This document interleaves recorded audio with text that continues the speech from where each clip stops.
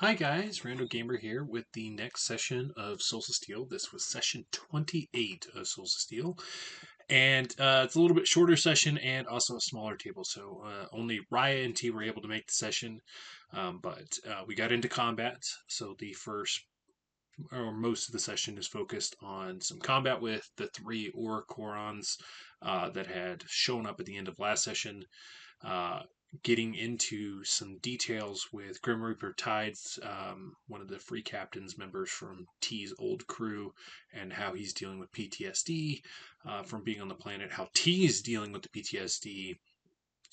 And it kind of finishes off with a smidgen of RP between T and Raia after he had kind of like hyped up the crew, and kind of some questions around the pilgrimage that he was directed by Janora, that he needed to go on to reconcile his two personalities, and Raya's reaction to that, which was a little bit unexpected. But overall, a really good session. Some good character development, as well as some big wins for some of the members out on the battlefield. But if you like the session, make sure to hit the like button. And if you want to stay up to date of all my content, make sure to hit that subscribe button. But without further ado, here is session 28 of Souls of Steel. So, last session, Raya, I know unfortunately you weren't able to join us. Luckily, aside from some RP, so about realistically, you only missed about 36 hours of timeline as far as, and roughly 8 to 12 of that was recouping from the battle that you were a part of. So essentially, it picked up right after the end of the fight with the light consuming creature. Um, and essentially, T and Elite had came out because like an alarm had gone off and they had joined up, and T had helped kind of patch up Rejuvenor, who had taken a decent hit, um, and then everybody kind of like checked on you and Hargrove before kind of like settling in for the rest of the shift. Um, it was apparent that T was obviously suffering a little bit of like PTSD from being here. He seemed to be super on edge, so Delilah ends up going and talking with him, and kind of the gist of where he's feeling, is that he's kind of like partially responsible for everybody. It's kind of the vibe he's giving off. So he's scared and like worried that he's not going to be able to take care of everybody that he feels like he's responsible for. And this is culminating in him like kind of partially going in and out of his Karen form. So like when she first went up, he turned and like was aggressive, and like he had like the fangs and stuff from his Karen form active at the time.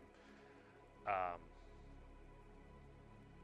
John had done a little bit of exploring, but ended up kind of staying pretty close, realizing that enough shenanigans had happened for the night. Um, as you guys had come back in from the shift, it had become apparent that the environment over time could do some numbers to you, even here in the bubble. This was meta-wise. At the end of every shift, you guys will do a wisdom save, um, and it's going to determine if you start like hallucinating, seeing things that aren't there, just because of how the nature of the planet itself. Uh, During the downtime, T kind of held a meeting with the Free Captains where he kind of voiced his worries of being back on the planet and specifies once again that he kind of is afraid, kind of openly admitting that to the rest of the crew, and he makes a point of saying though that if anybody's to die on this planet, it's going to be T. No, he's not going to watch anybody else die, and we'll make sure it doesn't happen.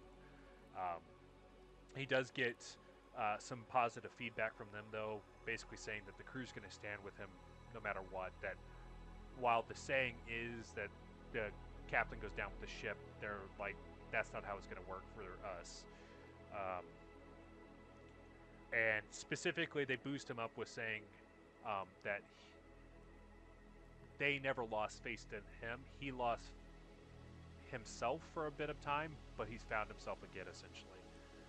Um, Delilah had some exciting sort of stuff during this because she started microdosing on the Ichor, kind of leading Yeah. into her uh, precog abilities. So she did do it kind of like in a safe environment. So she had set up sort of like this cozy, sort of like nook sleeping arrangement in the holodeck, and had John sort of like supervising. Whether or not John was the best pick is to be determined, but she takes her first microdose, and she gets a couple different visions. So she specifically sees the light creature, or at least one of them, making its way back to a cave that's filled with them, and it ends up waking up a couple of them before it goes into a hibernative state. Um, then it kind of like flashed for her, and she could see a massive swarm vessel, like think the size of a planet, that was charging a laser weapon aimed at the OMAG. And then it flashes again, and then she can see her old mentor teaching her kind of like the black market ways. And she, because it's kind of like a ethereal, like third-person view of all these events, she can make out a data pad setting on the table where it shows that a bounty has now been put on his head, specifically for not selling her into slavery. She ends up kind of relaying this to John after he zaps her awake.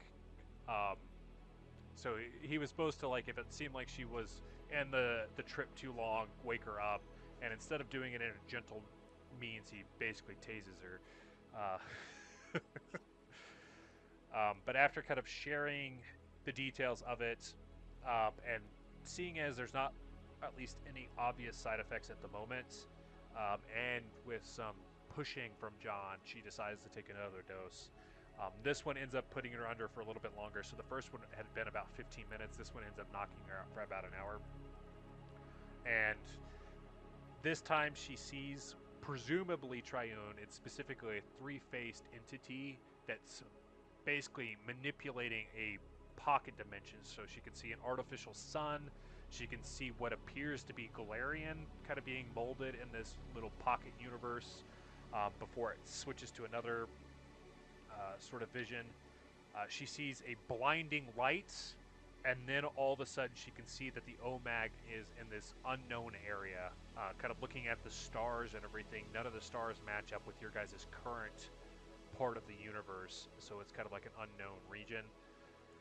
And her last one during this trip, she can see that her parents are a little bit older, living in what appears to be like a really nice nest egg on Verces, kind of like a beach sort of like resort, and seem to be happy. This time John's a little bit more tactful with waking her up, kind of just using a feather, and she once again kind of relays what she saw. But and he takes this as like probably a potential indicator that everything's going to be fine, because if the OMAG ends up in this random part of the universe, it means everybody made it out okay. So he at least tried to look at the bright side of whatever sort of visions he saw. Elite ends up working out a little bit, and also trying to come up with his plan for the Doomsday devices on the ships. T specifically is really on board with assisting with this, and kind of brings in the free captive members, so they stake out a little bit and get intel on sort of like the security patterns of the installation, and kind of have timetables of like when they could most likely get on each of the ships. T, because of his free captain sort of history, is familiar with all of the designs in the shipyard, so he knows the inner workings, or at least the inner design of them, and the most likely places where the Doomsday device could be placed where it wouldn't be found. So as far as like getting on and placing the device, seems like a pretty solid. It's still risky because it's pretty obvious that it's a pretty tight-knit group here on the installation, so that if anybody gets caught, it's going to be more than likely reported to Ronan Steele immediately. They do come to the consensus that it's going to take a bit of time to actually build each Doomsday device. I basically have laid out the meta structure of how this would have to happen. Some engineering, design checks in order to make the device, stealth check to get on the ship and place it, all of that sort of structure on how it would work. After this, John had done some testing with the Icar in the holodeck, so he basically set it up into a laboratory and was testing the process of potentially vaporizing it. So initially, he learned um, that applying enough heat will create sort of like a solid and the gas. And the gas is more concentrated, but you lost some of the mass. So like while it's more concentrated, you're going to need a lot more of it in order to like have any desirable effect on a larger scale. Um, and he also had learned that it seems like the Icar itself might be something similar to like an embiotic fluid or like blood because it has a lot of biological characteristics to it instead of like a purely chemical um, application. At the culmination of this is he kind of has an idea for a bioweapon, but realizes he's going to need a lot more of the Icar to like actually make it feasible. Uh, that was kind of the end of the main RP before leading into the shift itself. The group had then met up. John had ended up grabbing the Lightcaster, which was the like grenade launching device used in the fight with the Briarbath. Once they got out there, T had kind of gone over his idea for if the Briarbath comes back, how they could potentially handle it, and it basically involved dimming all the lights in the facility and then putting like a blinking light on a movable object and sending the object off in the distance to basically trick the creature into following that versus coming towards the installation. Um, Everybody seemed like that would be potentially work. The biggest concern is whether or not that the Briarbath takes the bait fast enough that it doesn't injure anybody beforehand, and it would require turning off literally every single light in the installation. Otherwise, it may still target the main facility.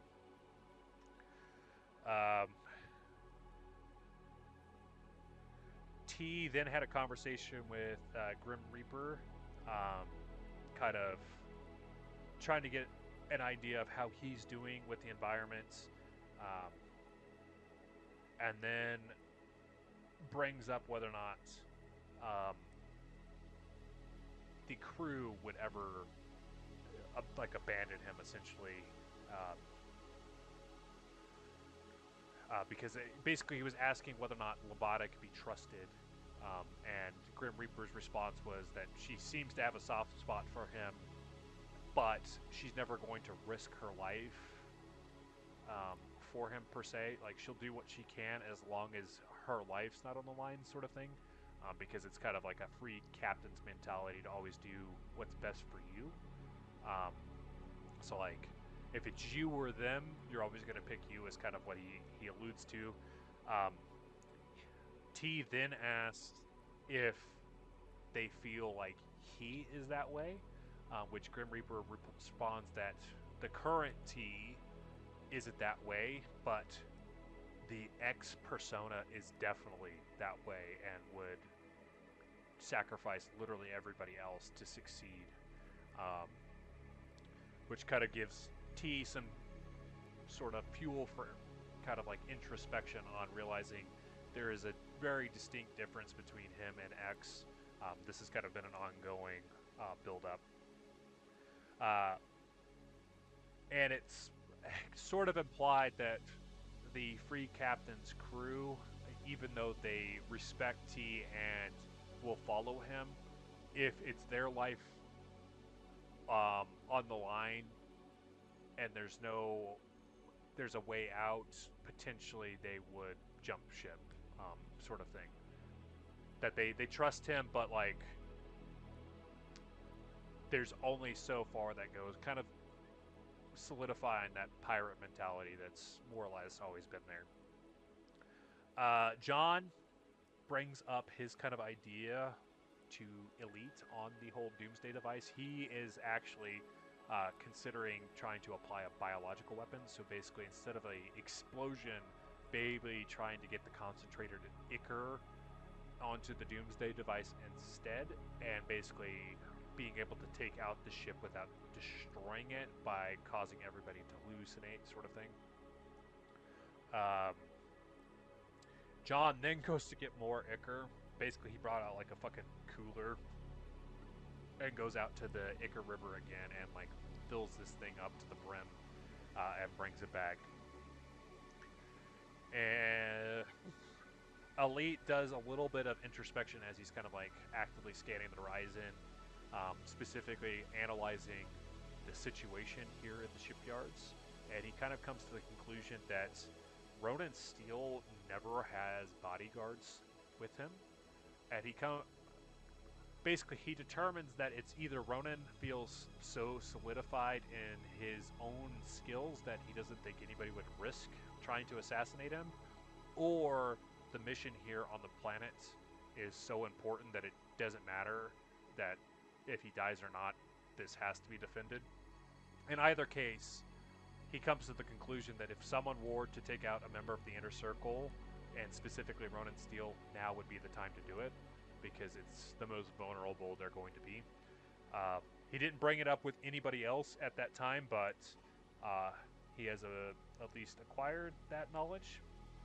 And then we had finished off with T and Elite making out that there were 3 Orocorans approaching, which are basically, before they become Ichor Kings, they are of that species. So what we'll do at this point is we'll head over to Roll20. If you guys need the link, I can send it again, but I think you both have been on this one before. Yeah. I have Souls of Steel on my games.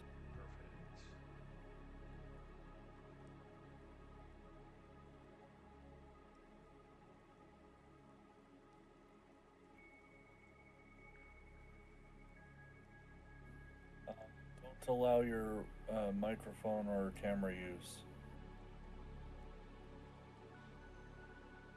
Yeah. Roll20 will mess with all your audio settings. Because why wouldn't it? Oh man, that bothers. I'm gonna have to make my background transparent or find a PNG. Oh, yeah, that just happens to be the one that I have for you. It's the one that I have too.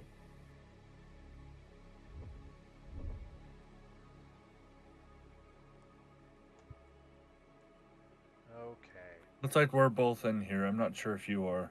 I made the executive decision to open up Roll20 in DuckDuckGo, which is fine, except that the way I record whenever we're playing in Roll20 is I have a window that specifically has the map so that people watching can fucking see it, and it didn't like it. Man, don't know everybody. It serves its purpose, which is great, of like, it does exactly what I want it to, which is like prevents tracking and all that shit, but it just has the unfortunate downside of also preventing outside apps of being able to see what you're using. Okay, let me remove just a tad bit of the fog of war here. So at least Elite and T can see these creatures. The reason why there's that dark fog of war is that is the edge of the bubble. So effectively that's where the nice oxygen that you guys are breathing and the light more or less ends. So you guys are kind of operating in dim. I'm not treating it like actual dim as far as like mechanics go, because like the fog lights are out. But they're roughly, what is that? I think 60 feet from you guys. Yeah, just over 60 feet for them, 65.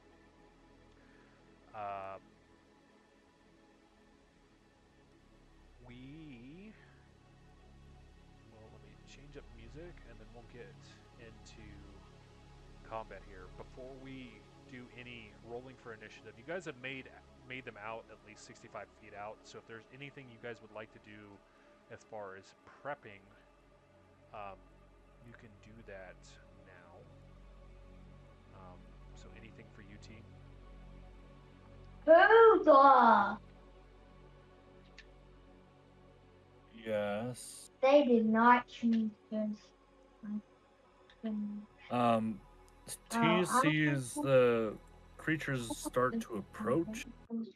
And immediately, a knee-jerk reaction, his body's just going to start morphing and flexing, spikes coming out of his joints, and like body mass increasing so much so that he's having to walk on his knuckles and his feet. Nice. He's going to cast Terran form. Perfect. Anything for you, Raya?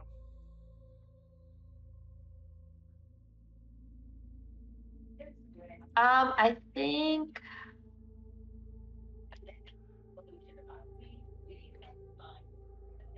The king is getting me. I guess I should have Who's asked. in Did you the- finish doing your level up, or did you need more time? I finished. There's one spell slot, but that's fine. I'm not very heavy on spells anyways. I'll look at it later. I was trying to go through it, but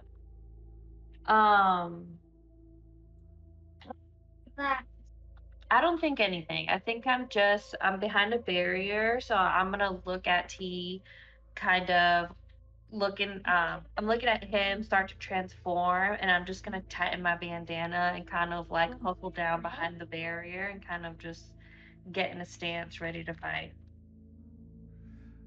Perfect.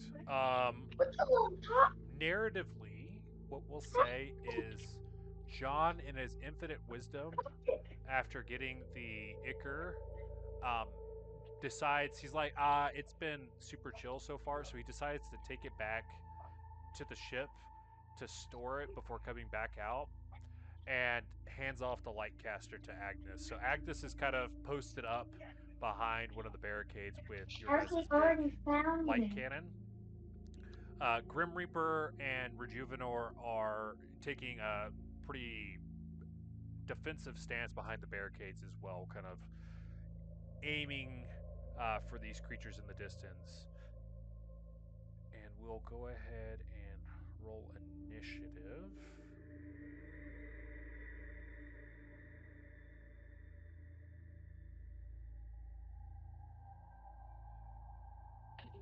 I got a 13. Nice, 13. There you go. Dom, do you care if I roll physical dice? No, I treat this one Do as you it. guys get to roll just like if we were playing in person. So We need additional cameras from like the ceiling so we could see you. I only ask because Set up soon. I force it in some of my other games because of suspected cheating from specific players. yeah, Ah. and luckily I have been blessed, and none of you guys are those players. So Oh. I mean, if I'm cheating, I'm purposely like making myself be bad or something. Honestly, for real. Like, for real, honestly. Because I was like, I rolled great any other time. Then combat comes, and I'm like, ah. Like, you feel almost guilty, like, Solid oh no, two. this is a little too fair. No. I have done that as a DM though, where like Me too. Have you? Oh. Well, fudging rolls as a DM is more okay than a player doing it. Yeah. there. All right, yeah, so T's is 17. okay, 17 for T. Sorry, I gotta roll for a handful of NPCs. Yeah, that's like a whole debate between DMs whether that's okay to do or not. And don't get me wrong, I understand it. Obviously, since I do it, the only times I've done it are mostly I overestimated like the group's ability. Yep. So the enemy you guys are fighting is hitting way harder, and like it'll be a crit that I'm like 99% sure would down a character. Like, I'll allow like crits from the enemies, but if they're rolling like 4 or 5 crits in a row, like, oh, that just missed. Yeah, that I've had that too, where it's like the third crit from the boss, and I'm like, yeah, maybe we just toned it down just a smidgen. Oh. Oh fuck, that's a nat 1 for Agnes. Goddamn John handing off this fucking lightcaster to her. Yeah, we're gonna put Raya in second guess all of the roles now. I know nothing is real. Everything's a lie. Everything of the magic of D&D is gone. Just kidding. For theater minds, we will say Elite is doing great, just off to the side until he gets here. We'll get him into the fold when he's There's able a to join. particularly annoying mosquito. Or we could say that he got bribed into assisting with carrying this fucking ichor back to the ship. Oh my goodness. Okay, so our initiative order will be the Orocorans first, T, then Raia, followed by Rejuvenor, then Oscar, and we will end off with Agnes. When calculating damage with Terran Form, I roll unarmed strike, and then I add my character level, and a half. Wait, no, I multiply my character level by 1.5. So I think that would. Do you round up or round down in that calculation? 1.5 times your character level? Is that what you're saying? Yes. I think I'm almost positive I round down and the only reason why I round down is I think it specifically says in most of them to round down. Okay, we'll go with that because it doesn't say that. But I'm okay with that.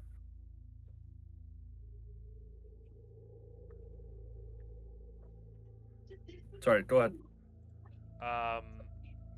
The Orocorans are going to move forward. So their turn will simply involve. Where's my measure? There it is. Oh.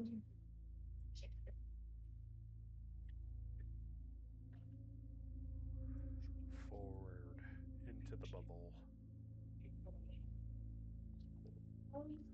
And that will be the end of their turn for now. Which will bring us to T. Am I right? Double check that. Speed, hold up. Right. That.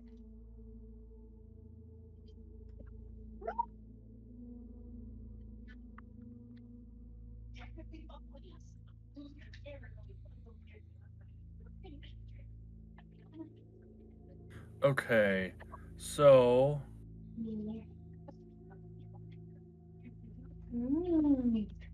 in preparation for the assault, T is just going to bare his fangs and pummel deeper into the ground for stabilization, and is going to give a extremely menacing look towards Raia, but is going to be casting Shield Other. Okay. This will last for an hour. But I basically they take half damage, but I share that. It's like Warding Bond. Oh, nice.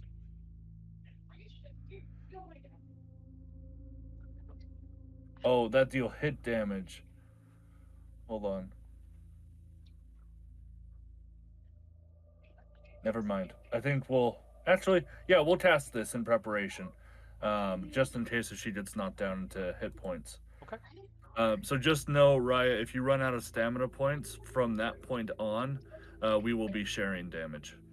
And Okay. if I'm not mistaken, it goes straight to your hit points. It will bypass your stamina. It sure does. Mm-hmm. And then before that, did we do a rest or anything of any kind? Oh yeah, if you're not full health, you should be. Okay, I was gonna say. Let me fix that real quick. The way it looks is there's almost an ethereal armor that kind of projects itself from T's body, and it forms to your shape, and gets absorbed into your body. Okay.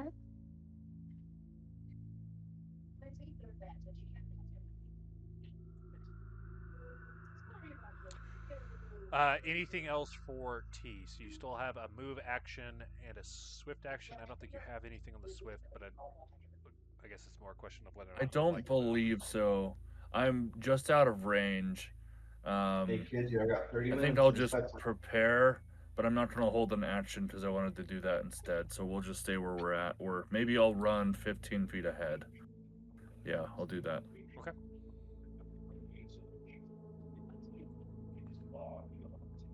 Can you give me control of T? Oh yeah, you probably did at one point, and we've played.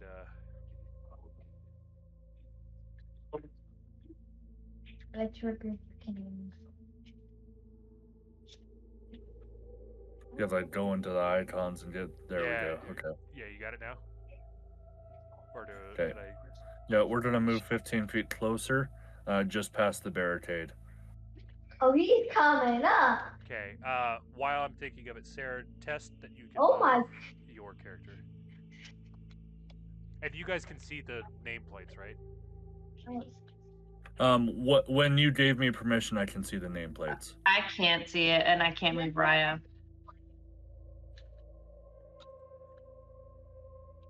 Oh, that hit me. That hit me. I don't What about now?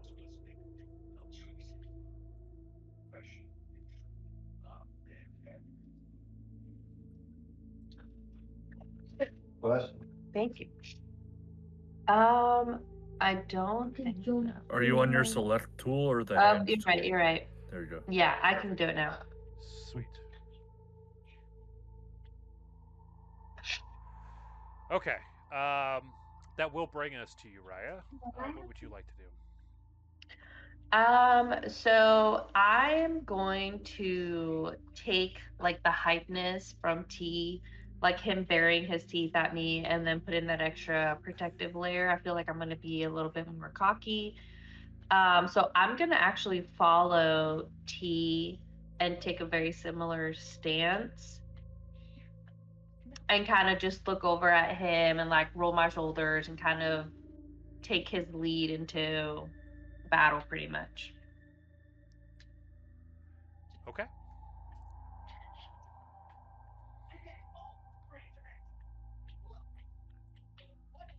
Okay. Are you doing anything after your movement? I don't. No, I'm good right now. Okay, that will bring us to Rejuvenor. Kind of judging that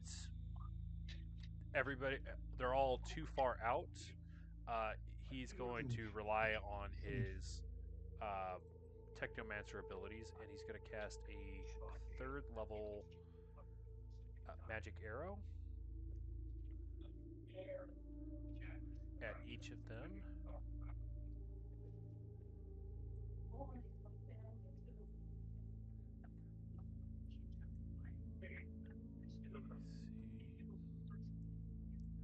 Hitting 2 of the 3, so he's going to hit 1, 2, and 3, or 1 and 2, doing 16 damage to him. Ooh.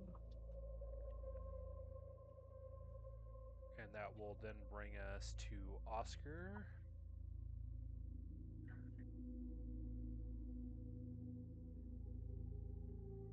Sorry, I'm doing math real quick.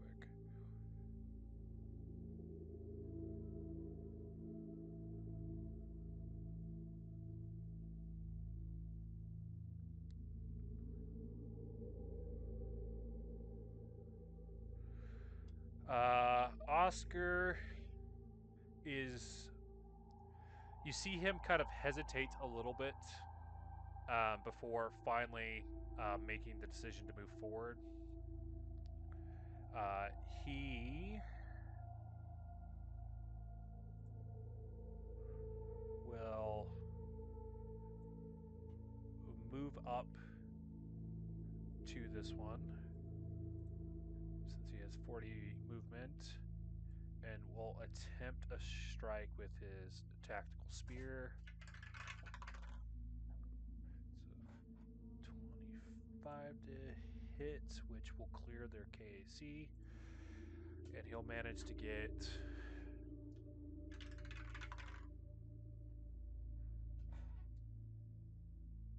11 damage on that one. And we'll finish off with Agnes. Agnes is not going to move,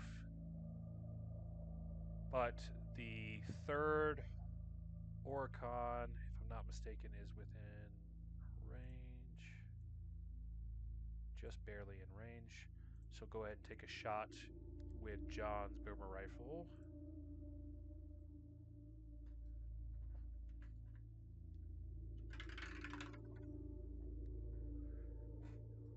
With the 27, she'll hit, doing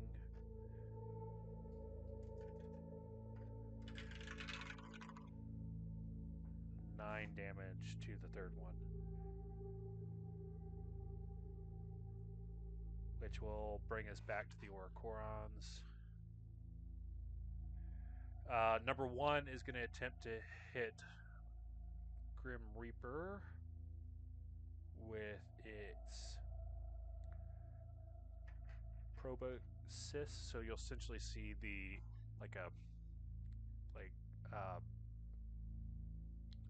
from Alien, like the fucking like mouth tongue thing that shoots out. Essentially, you'll see one of those like tongues shoot out to try and puncture Grim Reaper. With the 26 to hit, they're definitely hitting him.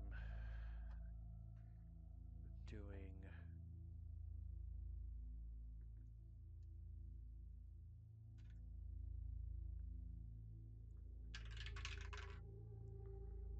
10 damage to Oscar, which looks, for those close enough and kind of like paying attention, seems to be a pretty sizable hit on him. The second one is going to move up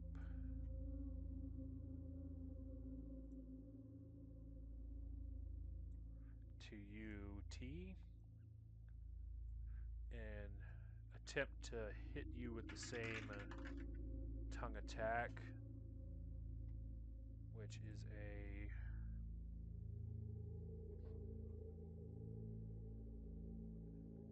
30 to hit on your KAC. Okay. I know you get an increase in Karen form. I do get an increase. He hits, however, I have DR2. Okay, so it'll reduce the damage you take by 2. Got it. Mm-hmm.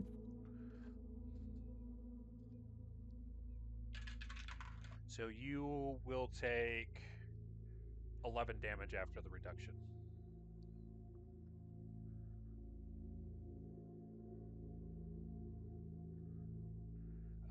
Number 3 is going to move up to you, Raia, and make an attempt on you.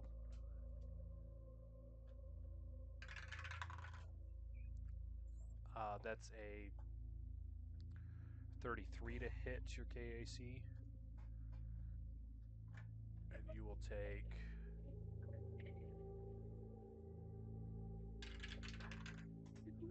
'Oh, not bad. That was actually literally the lowest it could roll. So that was 7 piercing damage. Okay.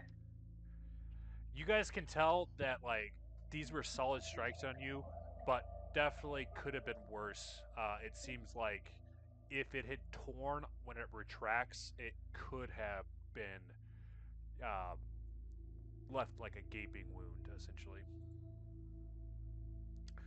That will bring us to T. T, did you have a reaction in that form that you wanted to use? I don't believe so. Let me double check. Because I thought you had like a retaliation strike, but I don't remember if it was a spell that allowed you to do that or if it was a... unless if it's a combat maneuver, I get a bonus to some of those, but no, I don't believe so. When I attack somebody, I threaten the squares, but aside from that, I think it must have been something else. Okay. Like the action would have been like I think there is a something you can do with resolve points that allows you to retaliate. Okay. No, I think we'll be good for right now. Okay, so Raya,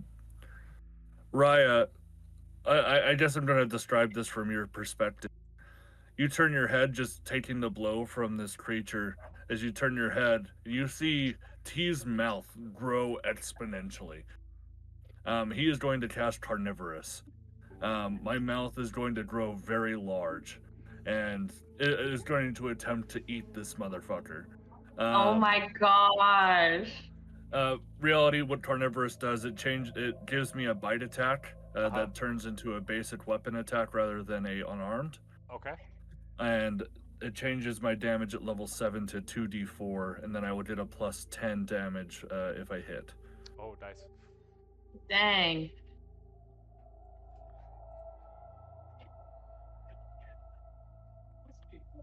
Alright, so that is a 18 to hit. What type of damage is it? Hold on, it's a basic melee piercing damage. Piercing. 18 does not hit. What? Is there any other Damn. bonuses from your Karen form that apply to your melee strength? Let's see. It changes it to I get a circumstance bonus to AC if I'm doing a maneuver, but it just counts while using Carnivorous. It just turns into a basic melee, and my modifier for that with a strength-based attack is 8. Gotcha.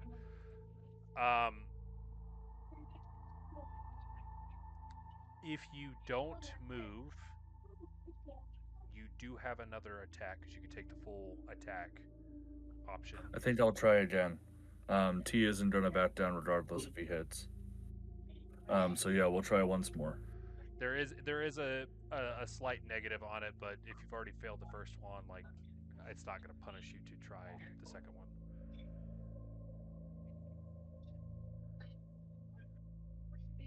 Oh, What is the penalty? It's a -4. Okay, so that's 20, 30. Meets it, beats it. Go ahead and roll me your damage. Yikes. Okay. Yeah, if you guys haven't noticed, there's a tendency in Starfinder where KAC is usually higher than the EAC. Yeah. Which I guess meta-wise makes sense because like most weapons now are like energy based, so like the armor's been increased to a level where physical attacks aren't used nearly as often. Well, and it's like, what are you gonna do against a like energy beam? You know? Yeah. Yeah, he's walking around with an energy sword. I played Halo. I know that's a one-hit, one-kill. Okay. I missed my first chomp and ended up like catching my teeth into the ground. But as he's about ready to strike again, I dragged up part of the earth and bite down on him again, dealing 18 damage. Ooh, that is a very beefy hit. That was what, number 2, right? Middle one? Yeah.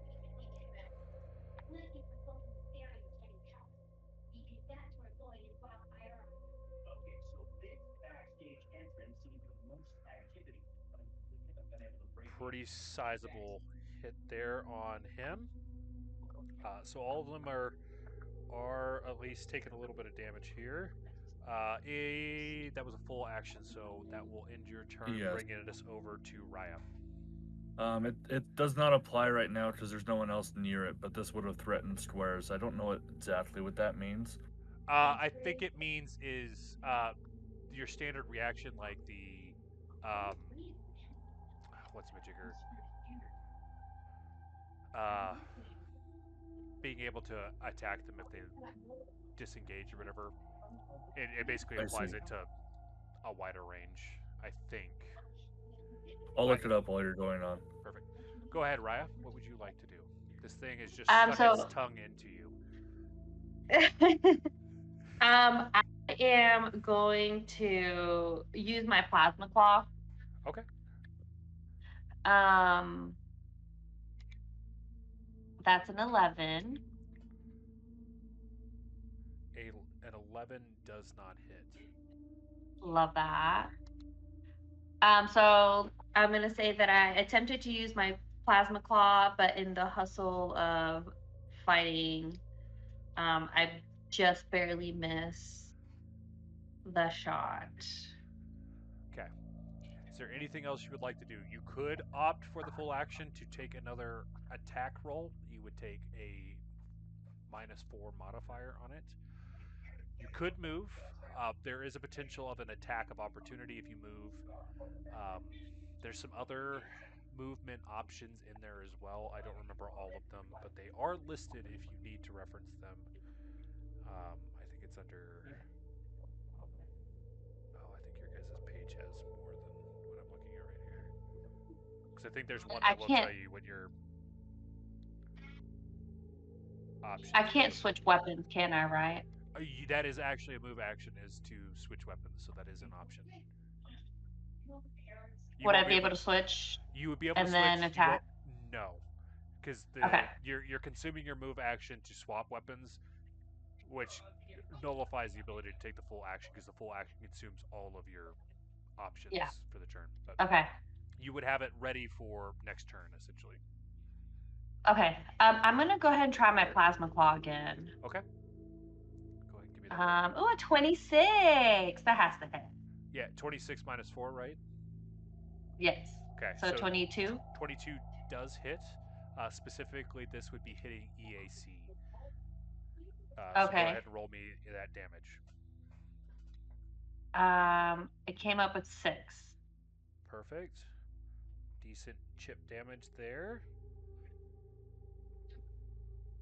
That will bring us to Rejuvenor. Let's see where we're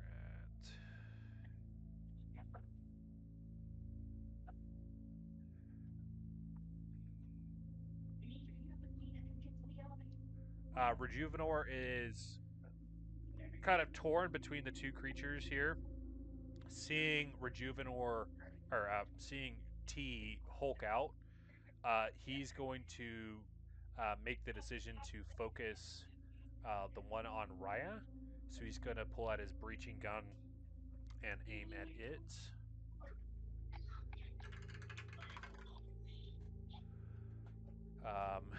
Rolling a 30 to hit, which will hit for him.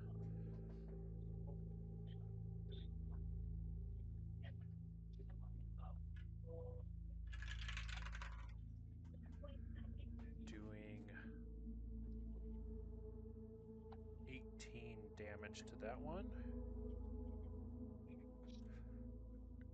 And that will end his go, bringing us to Oscar. Oscar is going to... you see that he isn't necessarily bleeding out, but the wound is a little bit deeper than what you guys experienced. So, like, you can tell that he's, like, contemplating whether or not he holds his position, kind of seeing T latch on like he has with the creature in front of him. He will hold his ground and make an attack with his tactical spear, managing to land his blow, doing another 10 damage to it, which will bring us to Agnes, who will keep chucking away at the one that's right there in front of Raia. And she just barely manages to hit with a 22, doing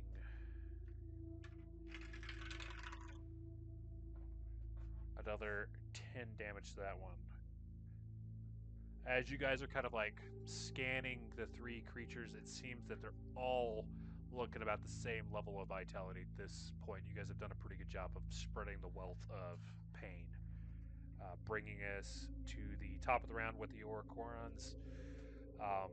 Number one is going to make another attack on Grim Reaper Tides.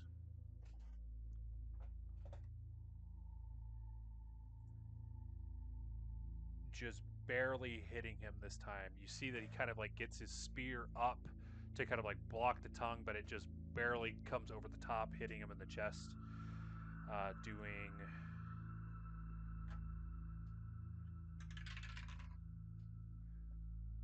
8 more damage to him.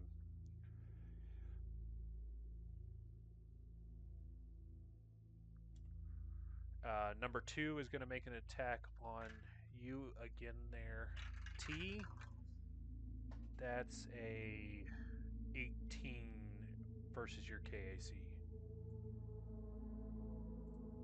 Are these guys only making melee attacks, or are they making ranged ones as well? At the moment, melee, you don't know if that is because they can't make a range. It just so happens that there are people within melee range currently. Okay.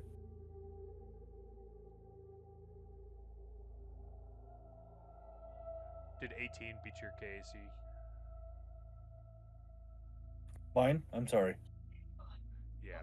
He rolled an 18 piercing damage. Yeah, beats it. Gotcha. You will take 11 piercing damage. And number 3 will make an attempt on you, Raia. That's a 27 to hit. For sure hits. And you will take 12 piercing damage. Which will bring us to T.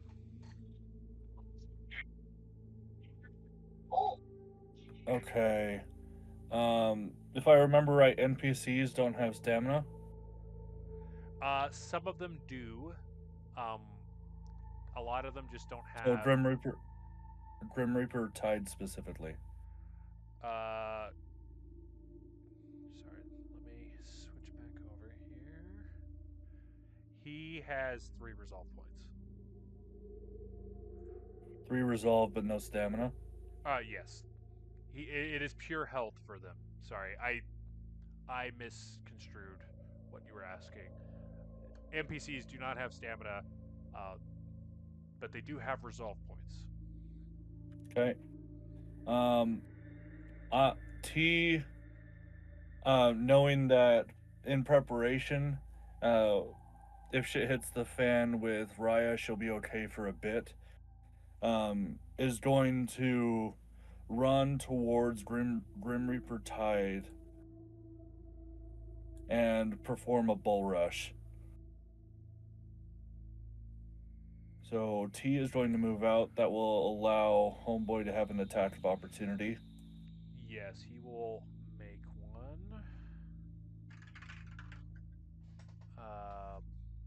That is a 19 to hit. As you're moving away, you'll see that it switches up tactics, and instead of using its tongue, it is going to use a projectile vomit on you instead. You will take something. There may be something else here. 1 sec. So you'll take 9 acid unless something's preventing it.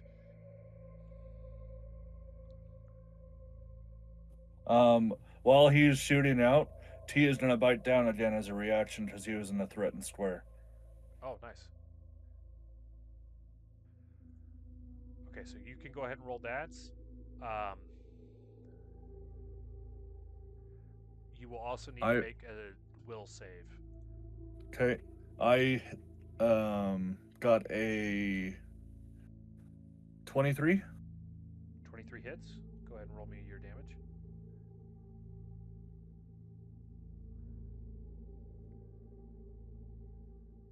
16. Oh, nice. And then the will save, 1 sec. DC 16.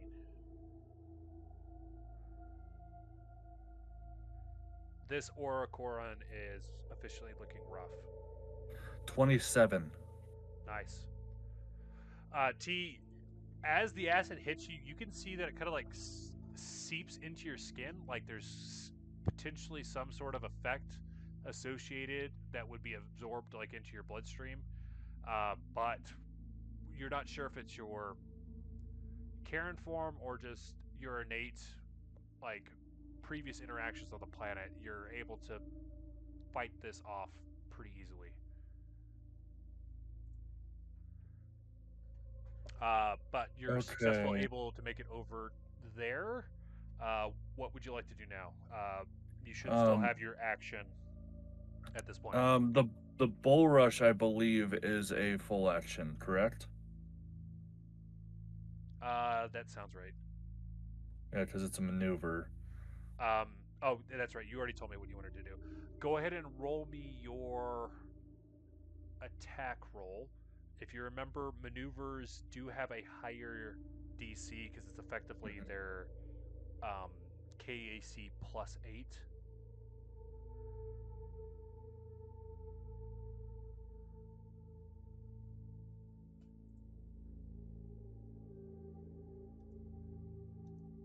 That is a 27. Despite T's best efforts and his bulk, you can tell that this thing, whether it's like quad stance, it is just a little too sturdy. It kind of shifts a smidgen. You can tell that you were like on the cusp of being able to pull this one off. But it's able to maintain its current position. So with a bull rush, I will knock the target back 5 feet plus an additional feet for every 5 by which the result of the attack roll exceeds KAC plus 8. So does that mean that it fails, or that it because it doesn't beat the KAC plus 8 that it's Yeah. no. Yeah, it failed. There's no negative to failing. It just you didn't get the desired pushing it back 5 feet. I see. Okay. No, we're good. Grim, I've got this one. Thanks, Captain. As you see, like he's not like meta-wise. He doesn't have the bleed effect, but you could tell that the 2 spots that he's been hit with the tongue attack, he's bleeding pretty heavily at the moment. That will bring us to Raia. I'm going to try my Plasma Claw again. That was a 25. 25 hits. Go ahead and roll me damage. Damage only came at 6. Every little bit counts. Are you taking the full action or just the one attack? Let's do a full action. Okay, go ahead and roll me that next attack roll. That came in at a 27. Okay. Hell yeah. Yep, even with the -4, that one will hit as well. Go ahead and roll me your damage again. 5. Nice. Okay, Orocorans 2 and 3 are officially both looking rough. Yay! That will bring us to Rejuvenor. Seeing that the middle one has now kind of been left free at the moment, he's going to switch targets and attempt to hit that one with a dirty 20 to hit, which just barely lands, doing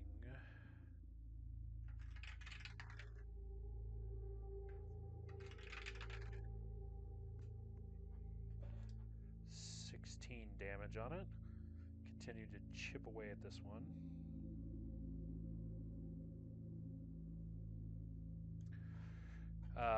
That will bring us to Oscar. Oscar is going to take the withdrawal full action and step back a little bit as has kind of given him the permission to retreat back. That will then bring us to Agnes, who's going to keep chipping away at number 3 here, or at least hopefully.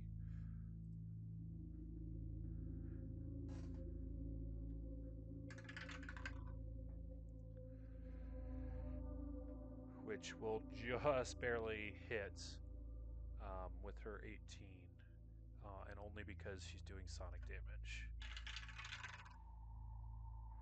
But she does land a solid strike, doing 16 to that.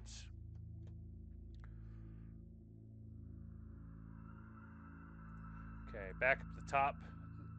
The prey that Orocoran 1 had has moved out of range, so it's going to focus on you here, T, or at least try to.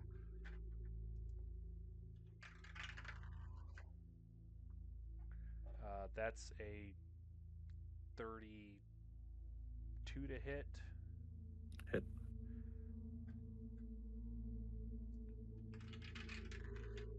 Doing 13 piercing.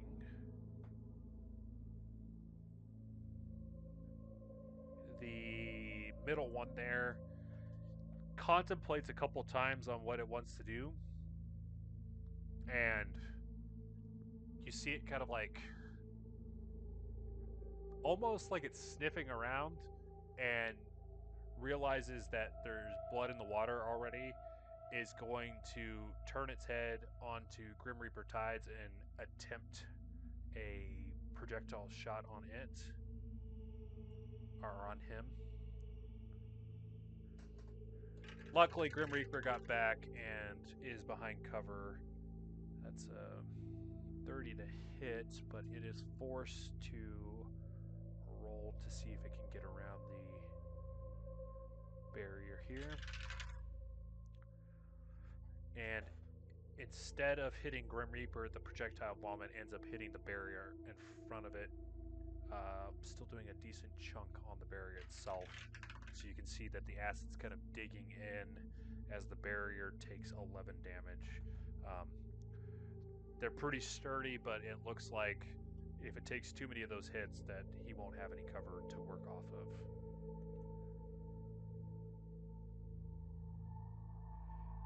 The last one is going to make another tongue attack on you, Raia. That's a 17 to hit. It would be your KAC. KAC, it just barely makes it. Okay. So I have a 16, so like, yeah, it Yeah, makes just it. barely over. You're taking 10 piercing this time. Love that. You guys are both still in stamina, right? Yeah. Yep. Okay. That will bring us to UT. How's the guy looking in front of me? Healthier than the other two, but you can tell he looks like he's on the verge of being into like the rough territory. Finish him. Sounds good. T, before deciding whether it's a full attack or not, will go for a bite attack again. Okay, go ahead and roll me that. The caveat is, I guess technically, if you do the full attack, it's a -4. If it's just a single attack, it's straight whatever you roll. Right.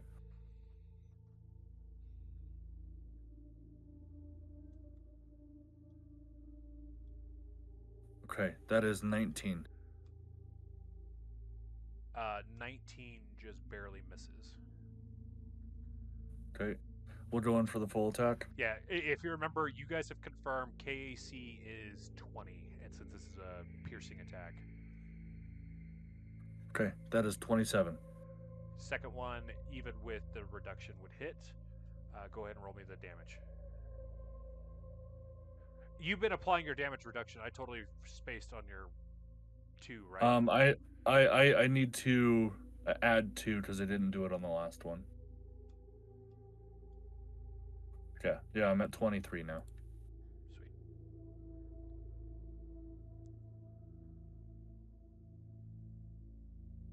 15. Oh, solid hit. This one is now officially in the rough territory. Carnivorous has made my damage much more consistent. It's 2d4 rather than 1d8. Which is insane that mathematically you're like, oh yeah, like well the max is still the same for both, right? And it's like, well no, you're The average roll for both of those dice is better than the average roll for a d8. Yeah. Okay, that closes out T's turn. That will bring us to you, Raya. Just so you know, DM, those squares are now threatened. The 3x3 around him. Okay, and those were.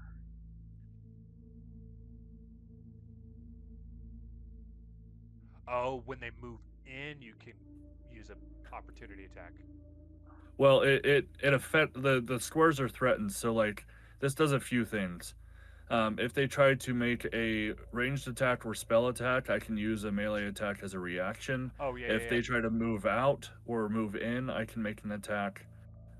That's pretty much how that works. So it's like an amped up opportunity attack, essentially. I would think of it as Sentinel, but better. Yeah. Okay, Raya. Okay. I'm going to, since he's still right in front of me, I'm going to go ahead and go with my plasma claw again. Okay. This one was a 25. 25 will hit, even with the reduction, assuming you would want to do a full action. Yeah. Okay, go ahead and roll me the damage. I got a 5. Okay, chipping away. Slowly but surely. This is the most damage out of the 3. I mean, Agnes is helping, but yeah, same thing, chipping away though. Yeah. And then do I roll again for the damage? You need to roll again to hit first. Oh, roll again to hit. Okay. That was a 27. Perfect. And see, that's why you just act like after I just roll the damage again. Obviously, I'm going to hit because it happened. So go ahead and roll me your damage. I got a 7. Oh, nice. This one is officially in the bloody territory. Yay! This is probably like the best. I was gonna say this is the knock on wood. This has been I know, the most consistent for Raya. On that ones later on. That will bring us to Rejuvenor. He's gonna keep chipping away at this middle one. Hopefully, let me get his. Find my mouse, and then we'll look at his stat sheet. This shot will miss. It looks like the way it turned itself to make the shot at Oscar was enough to cause him to miss with his weapon. Speaking of Oscar, that will bring us to Oscar. He is seeing that the creature is focusing him, whether or not it's just a PTSD reaction or what. He's actually going to crouch down behind the barrier, increasing his defense here to a 75% chance of the creature missing. So he hasn't gone prone, but he's reduced his body size. T, you'd be familiar that Grim Reaper's chosen weapon at the moment is a tactical spear, so he has no ranged options. So unless he gets up close and personal, he doesn't have a whole lot in his repertoire, and it wasn't going super well for him. Agnes is going to keep chipping away at number 3 here, hopefully, with a 18 to hit, which once again will just barely hit this creature with the sonic damage. But landing a solid chunk, right? You will see the boomer rifle sort of like, and this one does sonic damage, so it's kind of like this compressed air that shoots out of it, and it hits the head of the creature as it looked like it was going to go for another tongue attack, and it ends up crumpling in front of you. Orocoran number 3 is down. Nice.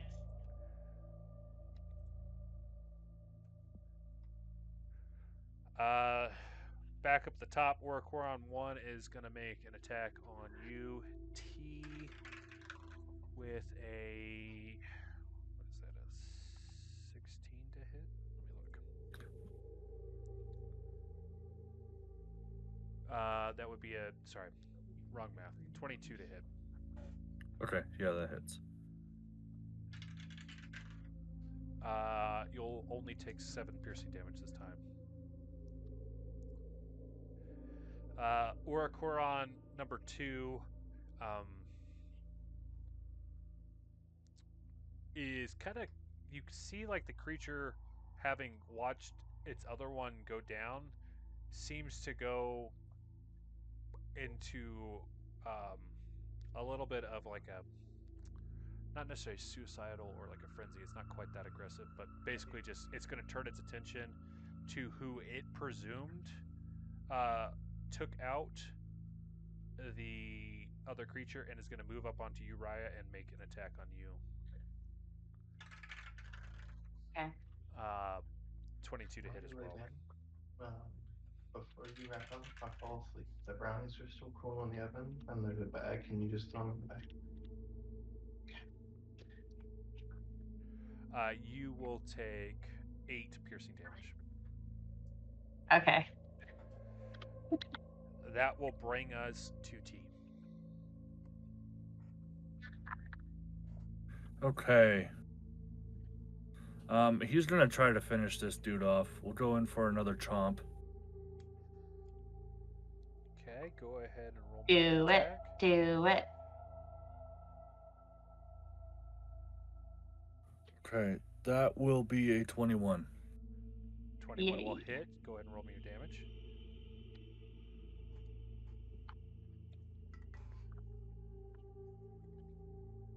$18.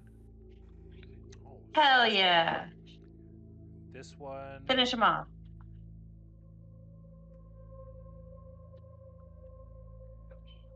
This one's on the cusp of looking bloody.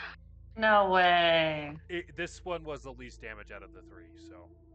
Oh, that's Wait. fair. Having to like forcibly tear his jaw out of this creature's abdomen is going to try to chomp down once more to finish the job. Was the 21 with your -4? No. So like a full attack, from my understanding, like It's -4 that's on the both second attacks. Oh, okay. So that's my the fault. caveat. Yeah. Okay, my fault. To keep things fair, I will not use a second attack there, because I would have missed otherwise. Yeah, that's why I've been doing the math on your other ones. Whatever you've told me you wanted to do it, it's either you had already missed or your attack was high enough that you were. I see.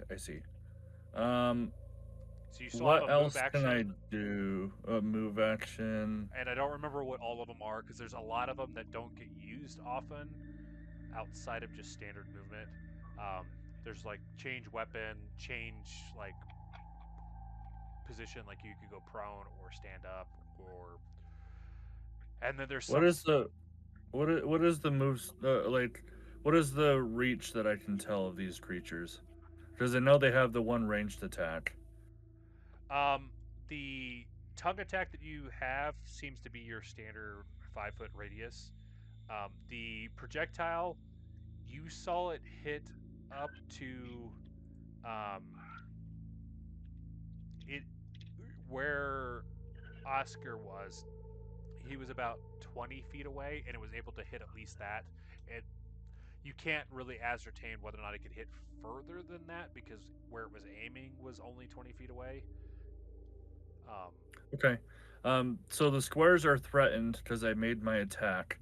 I'm going to take a guarded step back. Okay. And basically, if he tries to walk closer, I'm gonna bite him again. Gotcha. Okay, that will bring us to Raia. Okay. I'm gonna shoot for my plasma claw again. Okay. That was a 26. 26 will hit, and that one is high enough that even if you want to do a full action, you can with no penalty, or you'll still hit.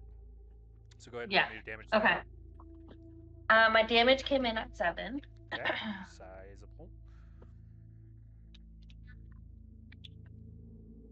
Oh, okay. And then my second one came in at 17.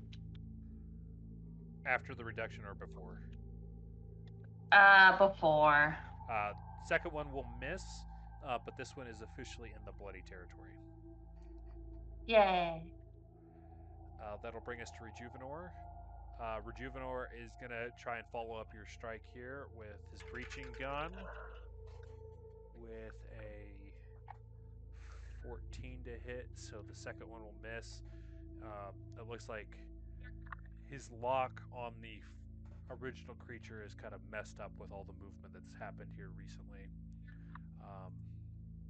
Oscar, you can see he's torn. He wants so bad to assist, and like you see him kind of move up in front of the barricade, but that's as much commitment as he can make at the moment, which will bring us to Agnes. Let's see.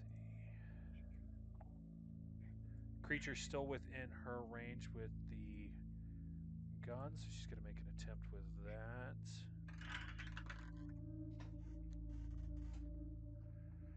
Just landing that one and doing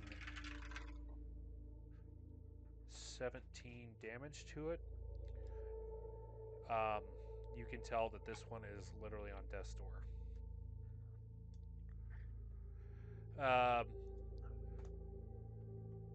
If you would like, T, go ahead and make your attack, because the Orocoran is going to move into your space to try and make its attack. Yep.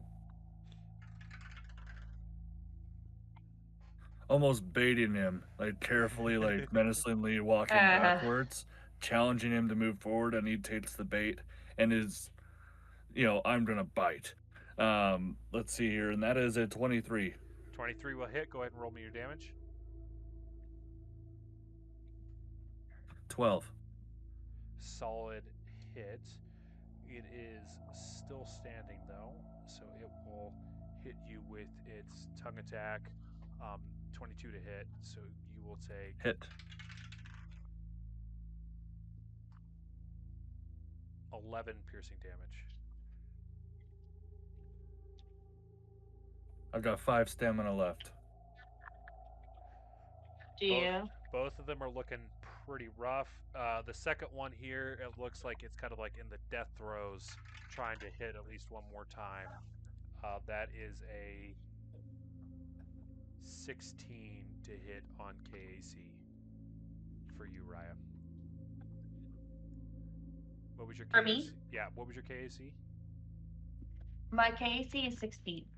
Okay, this will just barely land, but you will take 13 piercing damage. Okay. That will hand it over to T. Okay, we're gonna try to take this motherfucker down. I've taken so many chomps, like there are just gashes out of this like body. I'm just gonna go for the kill shot and use my molars to crunch this guy's skull. Perfect. 26. 26 will hit. Go ahead and roll me your damage.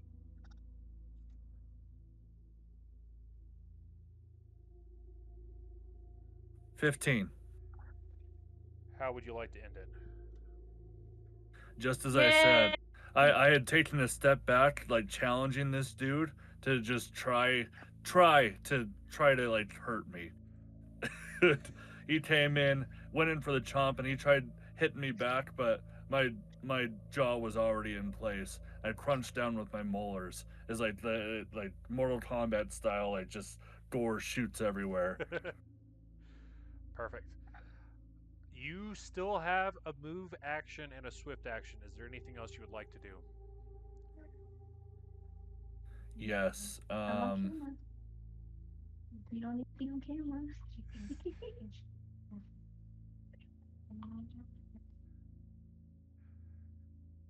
1 second, let me double check.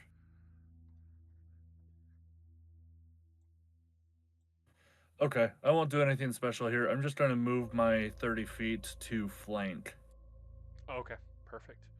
Raya, as we leading into your turn, effectively what has now happened is because T has positioned himself the way he has, you can roll your attack roll at advantage, which means you can roll the d20 twice and take the higher of the two.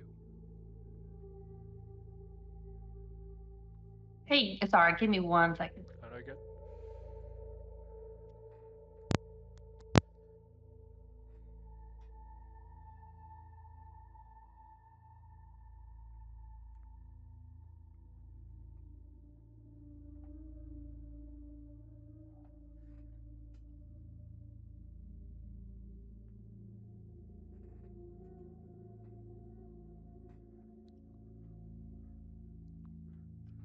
Okay, sorry. Say that again. Because of how T has positioned himself here, you are now set up where when you make your attack roll, it is at advantage, which means you'll get to roll the d20 twice and take the higher of the two rolls. Okay. Specifically, this is flanking is the mechanic that's being applied here that's giving you this bonus. Okay. So I got a 27 and 19, so I can take the 27, right? Go ahead and roll me your damage. So my first damage was 7. Okay. How would you like to end it? Yay! Okay. So after watching T just like massacre town, I'm gonna go ahead and I kind of want to do like Rambo style and just like grab my gun, my plasma claw, and just start like screaming and just going right for the head and just get my. Perfect. Yeah, so you'll see the claw like sink in as it like does its electric fire damage, and it's enough at this point where like the head literally catches fire as the creature collapses in front of you. This will conclude combat for at least now. We will take a quick like 5-10 minute break and we'll get into any RP that you guys would like to do post fight here. So we'll say we'll meet back at 9:30, 9:35. Okay. Okay. Well, if you guys are ready, since you're both already here, I will give the floor to you guys. So combat has ended. At least at the moment, it seems like everything's calmed down. You don't see anything on the horizon, at least not at the moment. So the second half of your shift here at the moment is free game for any RP that you would like to do. T is going to immediately run over to Grim Reaper Tithe. And go cast. We'll cast a Mystic Cure at level 2. Okay.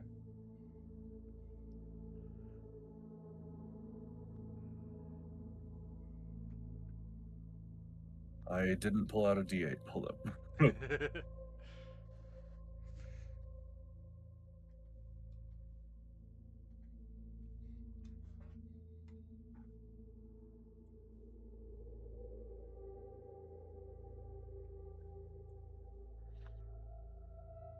Okay, he's going to heal. It's plus wisdom.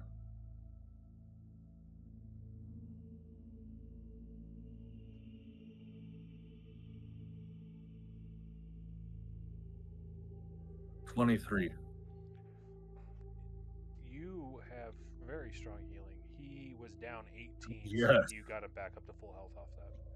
That's what T was originally built for. That said, though, as T runs up with his mouth like almost dragging on the ground, like covered in gore and blood and ichor, he kind of reverts form as it trickles down his chin, and his antennae just start lighting up as he begins to heal at Grim Reaper Tide. I'm sorry, Captain. I should have done better. You did just fine. I was there for your backup. I realized that you're at a bit of a disadvantage against these particular guys. We're here to help each other. That's all that was. Well, I thank you for it, Captain, but I might have to switch up weapons moving forward if we're going to face creatures that up close and personal are that brutal. Do you have... I've only ever really seen you use spear or harpoon. What other interests do you have? I don't know.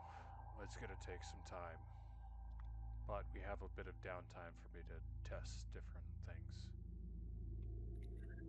Recommend starting off with some small arms. Pretty easy to use. And we can get you something better once we have a bigger arsenal. But for right now, you can use... I will give him my disintegrator pistol. Okay.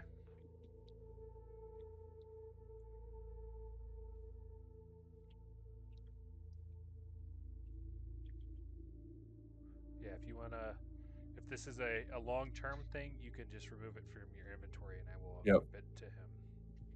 Yeah, it's removed from my inventory. So he has a disintegrator pistol, liquidator. Perfect. He'll take it. You can see that he's... And this has kind of been an ongoing thing as you've interacted with the different crew members when you guys are on shift, is there's more than just the physical fight that's going on. It seems that they, as much as they're trying to save face as well, much like yourself, they are definitely struggling with the environment.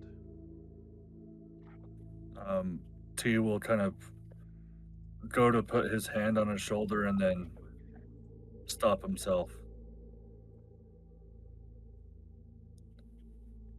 I'd like to tell you that things are going to be okay.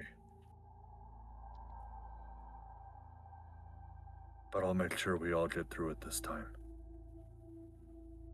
Aye, Captain.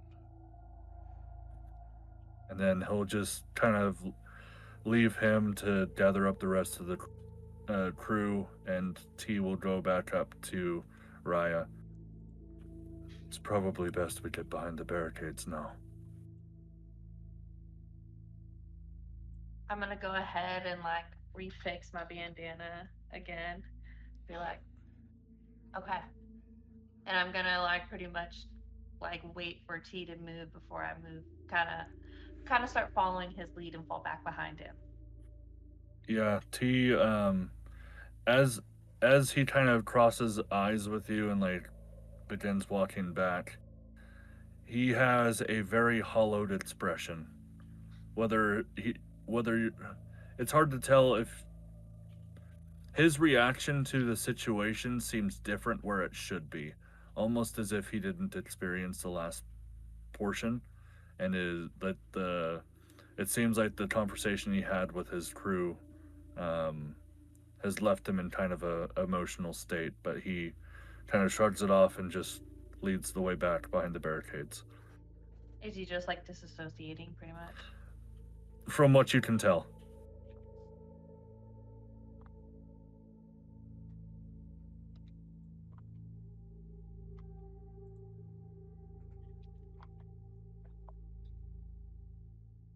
Functionally, do we need to keep roll 20 up? Oh, no, sorry. I actually already closed it. Oh, okay. Oh, shit. Here I am getting behind the barrier. Meta-wise, like, you guys can expect that you've got about 6 hours. You're still out in this space here, but nothing else occurs during that window as far as like confrontation. So it's a moment to have RP out in the actual environment. If you guys don't have anything out here that you would like to continue pursuing, we can go ahead and move back towards the ship for your guys' kind of downtime. If that's the case, I'll have you guys go ahead and give some will saves. Is our watch over with the conclusion of that fight? No, you guys have about 6 hours before your watch would end. T will probably go in for about a half hour to an hour, to kind of maybe mingle is the wrong word, but interact with the crew and try his best to keep the torch lit, so to speak, before he goes back out. Basically, kind of like not safe room, but like decompressing before going back out. Yeah. Not exactly trying to psych him up or anything, but the comfort in like the togetherness and the safety of the, at least safety of the bunker before we go back out. Gotcha. You guys have enough bodies to kind of flit in and out, and with fucking John disappearing for the fight, like it wasn't hard for T to justify swapping out with him and forcing him back out there for at least a little while to cover. So yeah, you're able to decompress. Um, most of the free captain's crew at this point are, I guess it's just Hargrove and Philomena are the ones currently off shift on the ship, and both of them are kind of just in your guys' common area. It looks like they made a light snack, and Hargrove in particular is in the process of like planning a sort of meal for whenever you guys get off shift, and kind of like something hearty, home cooking from Castrovel. Um, Basically, kind of think of it as like one of those ones that you take most of the day to cook. Um, so it's kind of like a gumbo sort of meal, but it's one of those like you can smell it when you walk on the ship. You know it's not done because you're familiar with the dish enough to know that like it needs to simmer and really soak in all the spices and everything.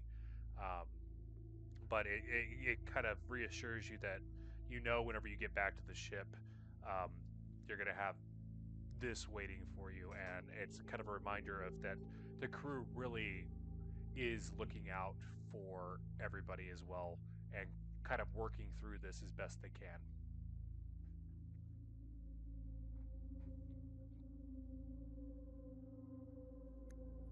Raya, what are you doing in the meantime?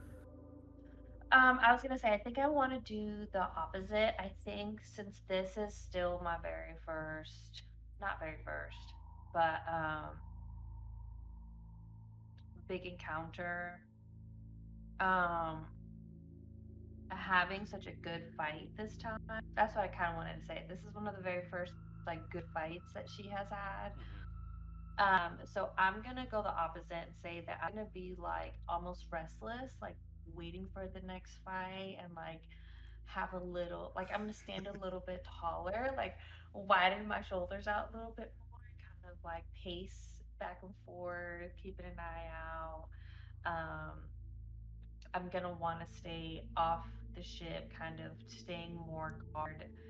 And then once I do have the opportunity to kind of come in, I'm gonna like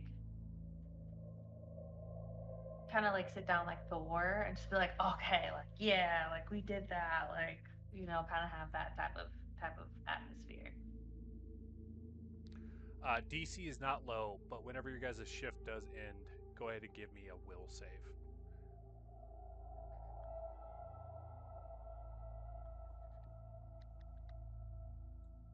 How do I do a will save? Is that just a regular 20? It's a D20 plus whatever your will save modifier is. Is a 13. Just barely passing. Damn, I have a plus 11. Yeah, DC is now 11, so it was 10 last time, your next shift. So, like I said or I guess it was 2 sessions ago, or no, it was last session. Each time you guys have a shift, the DC will incrementally increase on this, and it's basically just trying to keep your sanity on this planet. What was yours, Raya? Working it right now. Oh, I got a 20, and then my will You rolled is a nat plus 20? 7. I rolled a nat 20. I'm rolling so good today.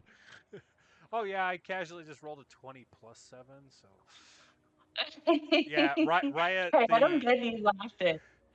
the amount of confidence that you have gained from like this fight, like you barely even noticed the environment at the second half of the shift, just because like you were locked in, and you come back and like everybody else seems to kind of be in this like PTSD slash like just run down sort of state.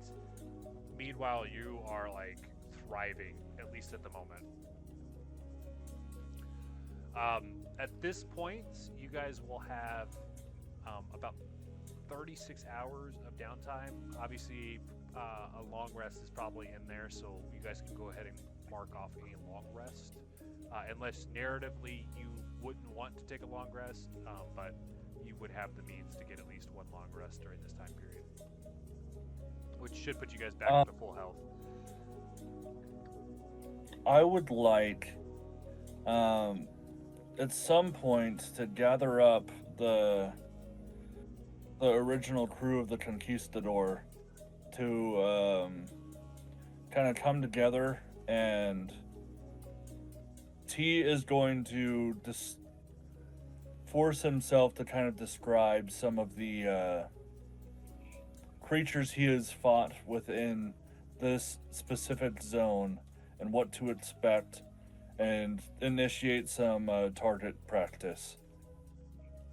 Okay, you're like wanting to hit the holodeck and set up like a target practice sort of thing. Okay. Yeah.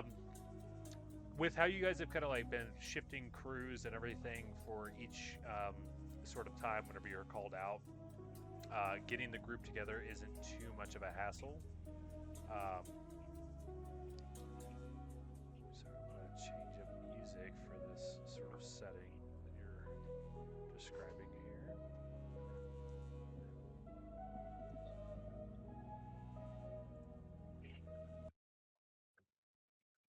That's what I want.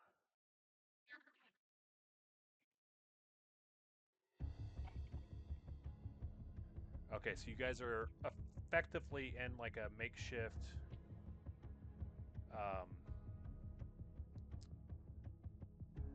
firing range here on the holodeck, as I will give you the floor on how you would like to have this conversation. Listen up, everybody. This is an opportunity we will not get to have in the upcoming future. We not only have to defend this position for at least a little while longer, but what could come next could be just as deleterious. So, though I am confident with the skill sets of all of you, we need to be prepared for whatever is going to come. If at least a way to distract your minds from the horrors that we see out here, take this time to hone your skills so you are not put in a position of harm. Because though I can heal you if things come unexpectedly, I need to make sure that you all are going to be prepared for whatever comes next. And it's kind of like all of them as a group. Understood, Captain. What are some things that could be coming up? Luckily, the things we've been fighting around base have been pretty tame. They're terrifying. But there are much worse things out here. I think we had an example of one that almost it required meta-wise. What was the name of the circle member that had to shoot the huge ass laser cannon? Ronan Steele, the representative from Akaton.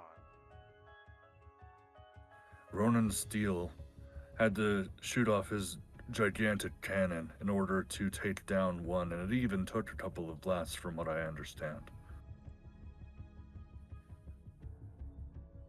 So, we're going to take this time to make sure when you shoot that your shot is true. And in the next coming days and next coming shifts, we'll be talking about combat maneuvers so you can get out of harm's way effectively. So T is going to start off by trying to demonstrate throwing his grenades, which do not get anywhere near the targets. Oh man. And then we'll kind of set up a line to have each of the members with the respective weapons, and because this is a holodeck, have them in scenarios that put them at advantage and then disadvantage with their weapons to kind of help prepare them. Gotcha. Yeah, go ahead and give me a... What would you want to focus on more? Is it the actual act itself or the coaching? I would take this from a morale perspective, as his intent is to, of course, this is important skills to learn, but to get their minds off of the brooding. So I would call this as diplomacy or culture. That I was going to say. Diplomacy, if you were going for like a coaching morale sort of perspective. Okay, that's what I'll do. 26. Perfect. Yeah, whatever you're doing, whether or not it's the most technical, and you'll see Hargrove a couple of times, like with the grenades in particular, kind of like rub his brow, recognizing that like your whole thing is boosting the morale and everything, and not the actual combat techniques. Like he's seen you in your Karen form and know that there's improvement there, but like that's not necessarily your forte. But in general, the group is kind of gets the vibe of what you're going for, and that it seems to be focusing them a little bit better. You can tell that Grim Reaper Tides, for whatever reason in the last fight, didn't really lean on it much, but his Solarian nature seems to be coming out more during the training that you're conducting here. So he's actually able to like he's an operative. So like his actual operative sort of abilities come to the forefront. And Hargrove, I gotta remember their actual classes.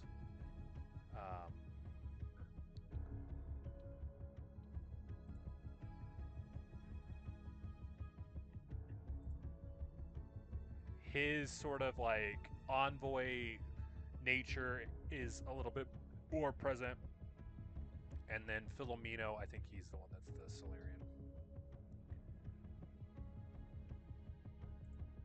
His solar manifestation actually pops up, and you can see the like solar armor appearing over his actual exoskeleton as you guys are getting deeper in it. So it seems like they're able to pull their class features to the front a little bit more. Okay. While all this is happening, T would like to go find Raia. Perfect. It sounded like she was actually joining you. Whether or not you intended for her. Yeah, I was like, I thought I was there. Yeah. So how because this is the holodeck, you're kind of able to manipulate the environment in a way that is better suited to what you're trying to specifically train. What are you trying to go for as T is approaching? I've already been trying to train these last couple months. Um, so I'm going to kind of be doing the same thing. I'm going to kind of simulate like shooting with my plasma claw. And then my shuriken. I'm gonna try and use my shuriken a lot more. Um, so maybe something along those. So like, I'd like to think like with the shuriken, like it's almost like I'm not sure if you've seen Naruto at all, but like having like several different targets at different uh different kinds of elevations and stuff, and like you're having to hit all the different Yes. bits and pieces. And like the disadvantage one would be like them coming towards you, or like inconsistent movement. Yes. T will approach as you store a bullseye on one of them. Are you holding up okay? Yeah, actually I'm doing really good. I'm gonna go ahead and shoot another one as I hit it like right next to the bullseye of the other one I just did.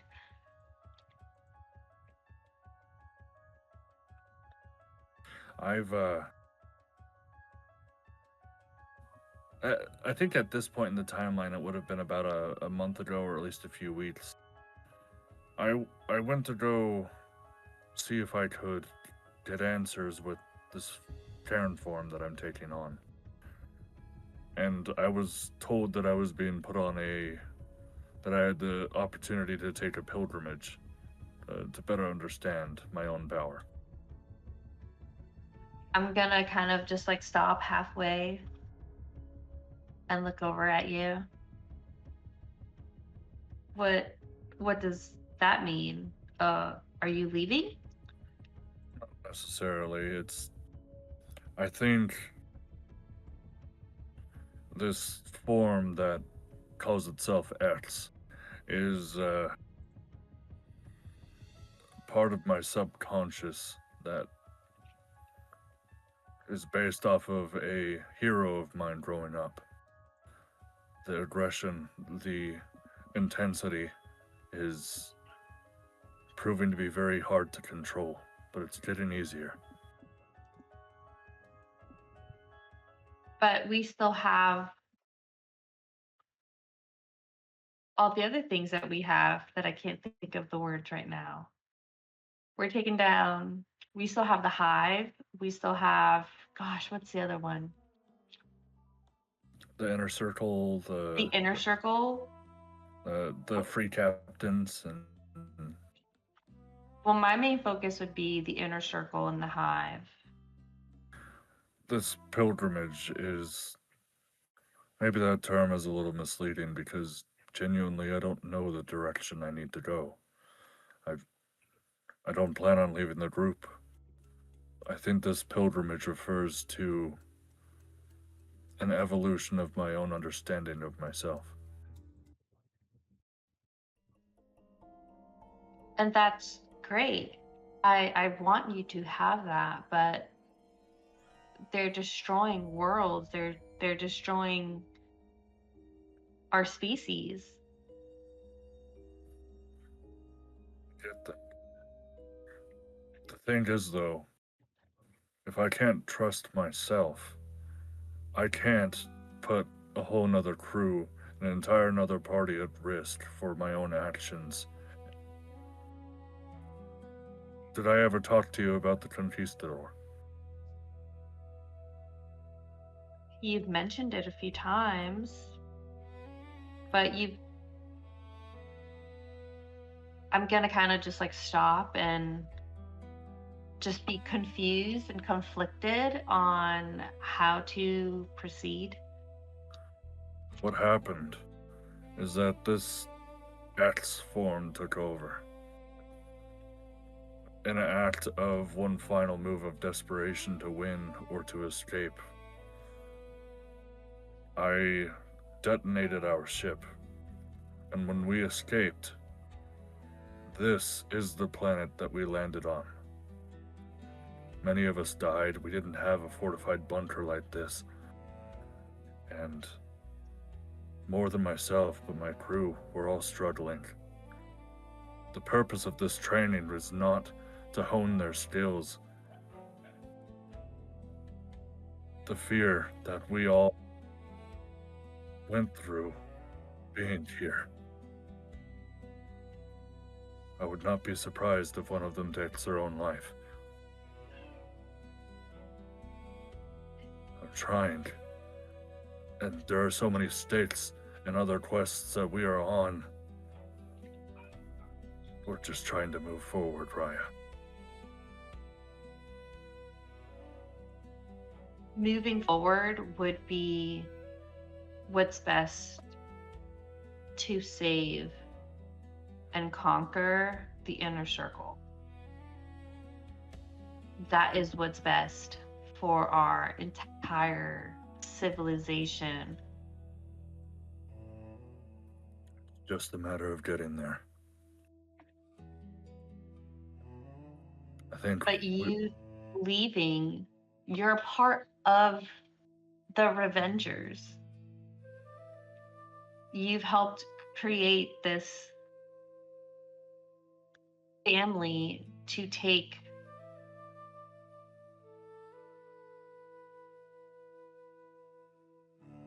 on the inner circle. I'm not going to go back on my word in my efforts to help. And I am a part of the Revengers. There are more important tasks, I agree with you.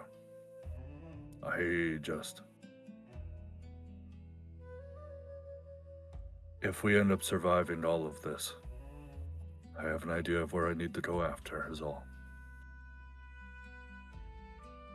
There has to be a way. I'm going to turn around and I'm going to hit a couple buttons on a computer nearby, and I'm just going to start pulling up researches on like anything that I could find on your background for X, and things like stuff about this planet. Like I'm just going to start just like what's his name with the red dots everywhere with the string following everywhere. That's awesome. I'm gonna start manically like just researching things, and then I'm gonna turn around. Shanty, I met you before you transformed into this. There has to be a way that we can at least slow down so we can take care. And after we take down the inner circle, we will help you any way that we can. But we have to take down the inner circle. The thing is, I don't think this is a bad thing, Raia. I think I'm discovering more things about myself as we go on further into this. And maybe that's the whole point of the pilgrimage. But, and then T will start to talk about, I forget the name of the captain. Let's see if I have it written down somewhere. I have it written down somewhere, but it's like buried in my phone.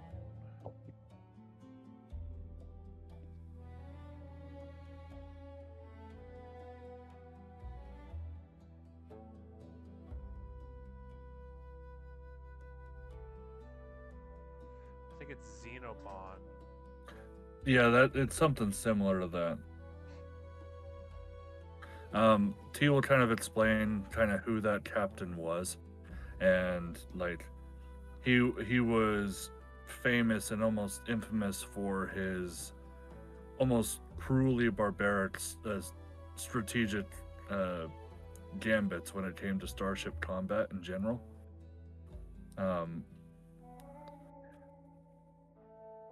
that was kind of the reason why T became a part of the Free Captains in the first place when he decided to stow away onto one of their ships as a youth. But I don't want to be misunderstood here, Raia. My goal with this entire operation, it's not changing. I'm not going to be leaving the group because of this. I just don't want to put everyone in a position where I doom us all because of a decision I make unconsciously. And don't make it. Don't transform. Don't turn into this thing. We're the Shuntas. We have other ways that we can stop this genocide. I can't stop a feeling from happening. I'm going to turn over back to research and I'm going to say, there has to be. There has to be. And I'm going to just start manically start pulling up different articles and looking at different books and just start going into my craziness. I came up to you to give you a better understanding of where I'm at right now. I'm not asking for you to fix my problems. I'm going to stare at my screen, but I'm going to stop kind of everything. No. What I'm understanding is that you would rather help yourself before stopping this genocide.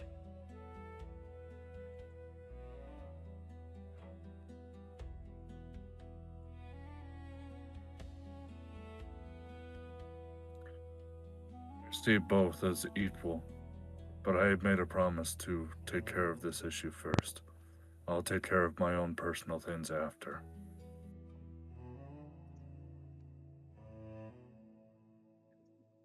I don't see how you can do both. I'm going to turn off my computer.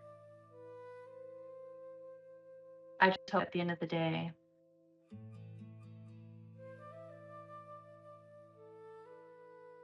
you save society before you save yourself. Because that is what we said this as. And we're the only ones that are in the position to do the genocide.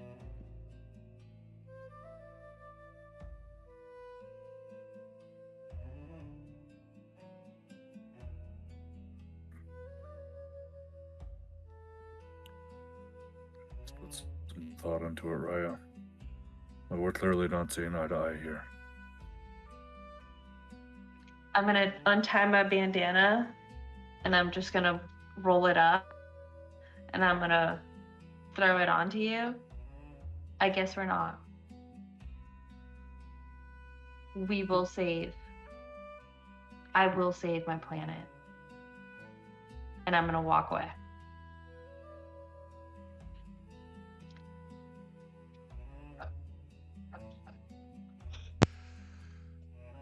Okay. Anything else you guys would like to do during this down period?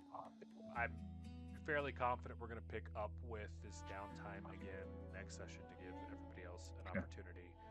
So it is not necessarily a final answer tonight, but we'll probably end it during this downtime. So whatever you guys would like to do this evening, we'll cover it now, and then probably end the session after that.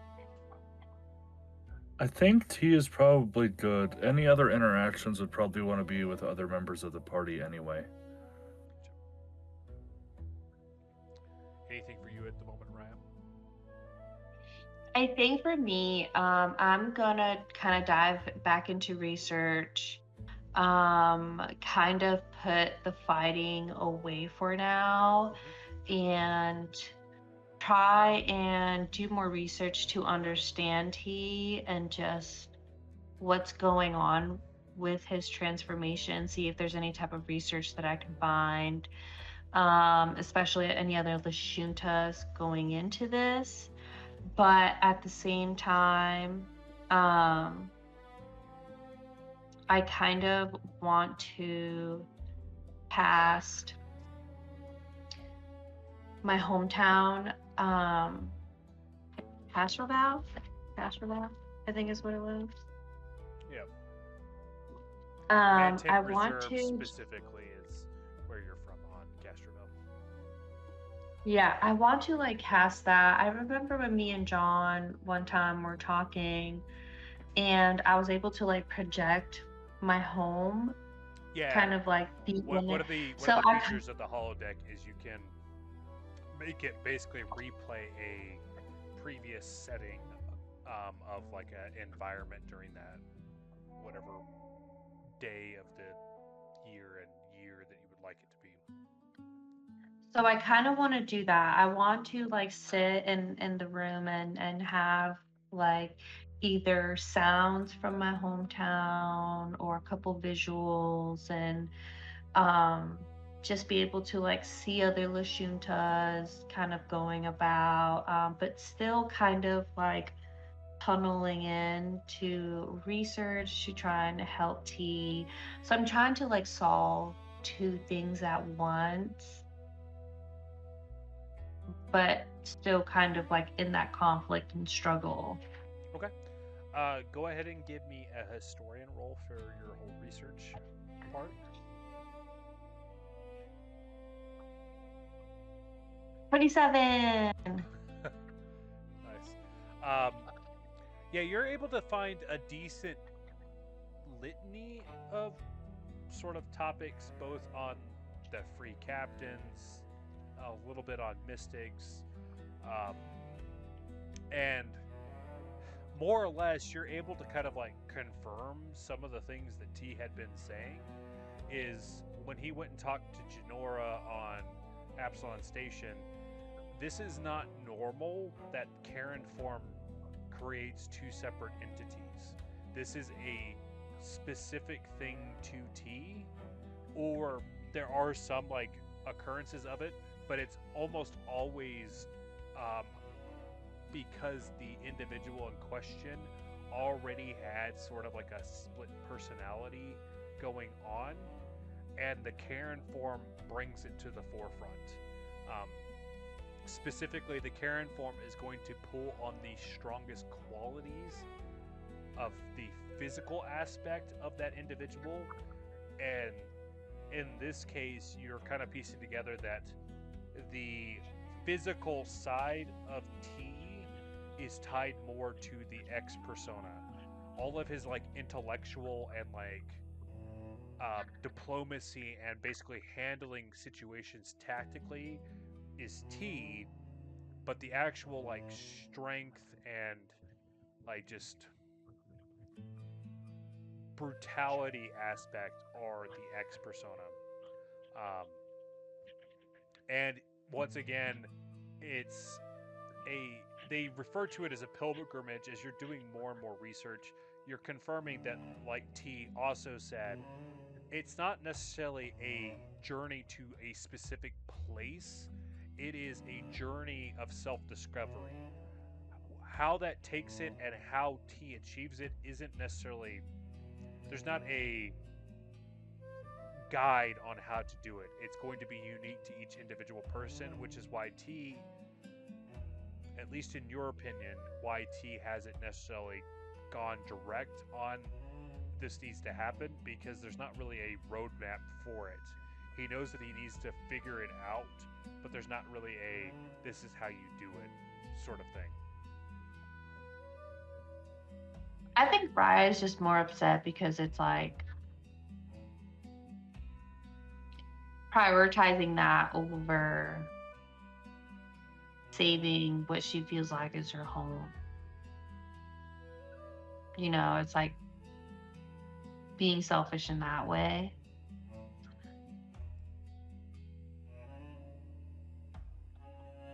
But okay, is there anything else that would be specific to T? Like, are there any other individuals that kind of have gone through this and like how it ended for them?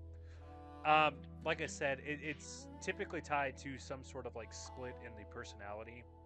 Um, so the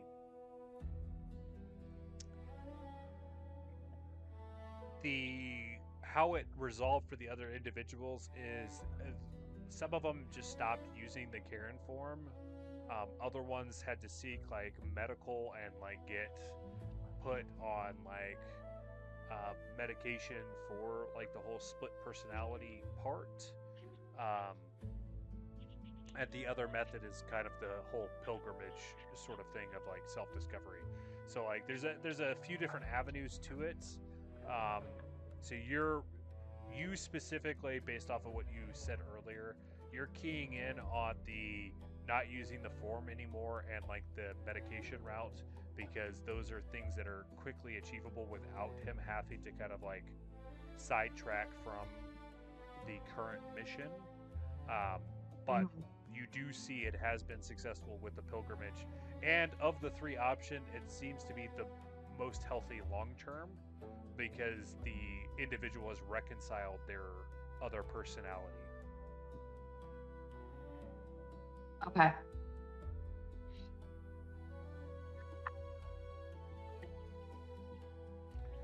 Outside of that, well, the that's only all other I'm bit you gonna do. have is normal, standard, like free captain's culture, and that a lot of it involves not necessarily actively seeking help from others, which is part of the reason why you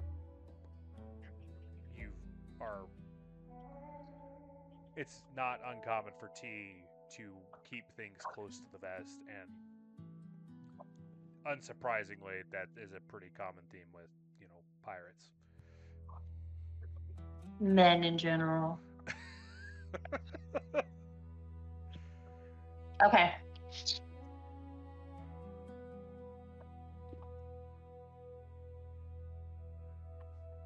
That's it. That's all I have. Gotcha. Well, if there's nothing else for our downtime, at least at the moment, I want to thank you guys for playing. That will be the end of session 28.